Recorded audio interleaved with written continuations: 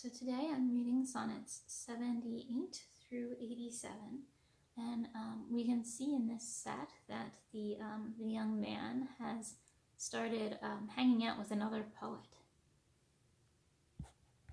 78. So oft I invoked thee for my muse, and found such fair assistance in my verse, as every alien pen hath got my use, and under thee their poesy disperse. Thine eyes that taught the dumb on high to sing, and heavy ignorance aloft to fly, have added feathers to the learned's wing, and given grace a double majesty. Yet be most proud of that which I compile, whose influence is thine and born of thee. In others' works thou dost but mend the style, and arts with thy sweet graces graced be.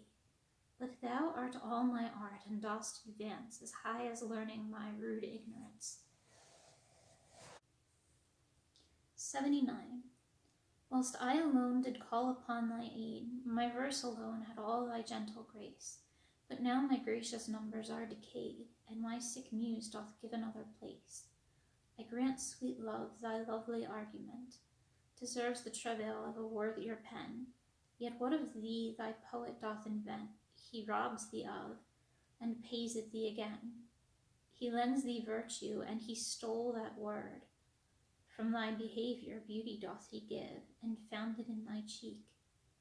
He can afford no praise to thee but what in thee doth live. Then thank him not for that which he doth say, since what he owes thee thou thyself dost pay. 80. Oh, how I faint when I of you doth write, knowing a better spirit doth use your name, and in the praise thereof spends all his might to make me tongue-tied speaking of your fame. But since your worth wide as the ocean is, the humble as the proudest sail doth bear, my saucy bark, inferior to his, on your broad main doth wilfully appear. Your shallowest help will hold me afloat, whilst he upon your soundless deep doth ride. Or, being wracked, I am worthless boat, he of tall building and of goodly pride. Then if he thrive and I be cast away, the worst was this, my love was my decay. 81. Or I shall live your epitaph to make, where you survive when I in earth am rotten. From hence your memory death cannot take, although in me each part will be forgotten. Your name from hence immortal life shall have, though I, once gone, to all the world must die. The earth can yield me but a common grave, when you entombed in men's eyes shall lie. Your monument shall be my gentle verse, which eyes not yet created shall o'erread, and tongues to be your being shall rehearse, when all the breathers of this world are dead. You still shall live, such virtue hath my pen, where breath most breathes, even in the mouths of men. 82. I grant thou wert not married to my muse, and therefore mayest without a taint o'erlook the dedicated words which writers use of their fair subject, blessing every book. Thou art as fair in knowledge as in hue, finding thy worth a limit past my praise, and therefore art enforced to seek anew some fresher stamp of the time-bettering days. And do so, love, yet when they have devised what strange touches rhetoric can lend, thou, truly fair, wert truly sympathized in true plain words by thy true telling friend. And their gross painting might be better used, where cheeks need blood, in thee it is abused. 83. I never saw that you did painting need, and therefore to your fair no painting sent. I found, or thought I found, you did exceed the barren tender of a poet's debt. And therefore have I slept in your report, that you yourself, being extant, well might show how far a modern quill doth come too short, speaking of worth, what worth in you doth grow. This silence for my sin you did impute, which shall be most my glory being dumb. For I impair not beauty being mute, when others would give life and bring a tomb. There lives more life in one of your fair eyes than both your poets can in praise devise. 84.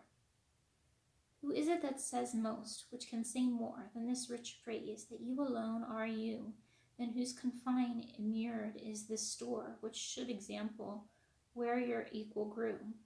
Lean penury within that pen doth dwell, that to his subject lends not some small glory, but he that writes of you, if he can tell that you are you, so dignifies his story.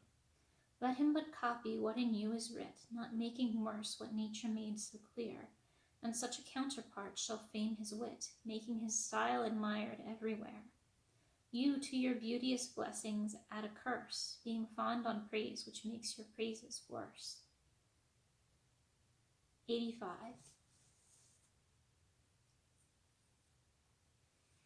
My tongue-tied muse in manners holds her still, while comments of your praise, richly compiled, reserve their character with golden quill, and precious phrase by all the muses filed.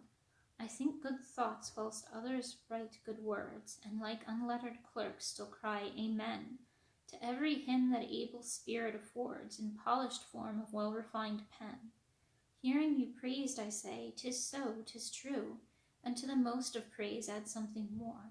But that is in my thought, whose love to you, though through words come hindmost, holds his rank before.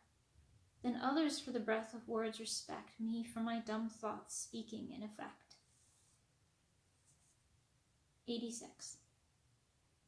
Was it the proud full sail of his great verse, bound for the prize of all too precious you, that did my ripe thoughts in my brain inhearse, making their tomb the womb wherein they grew?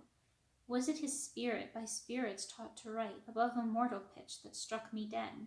No, neither he nor his compeers by night, giving him aid, my verse astonished.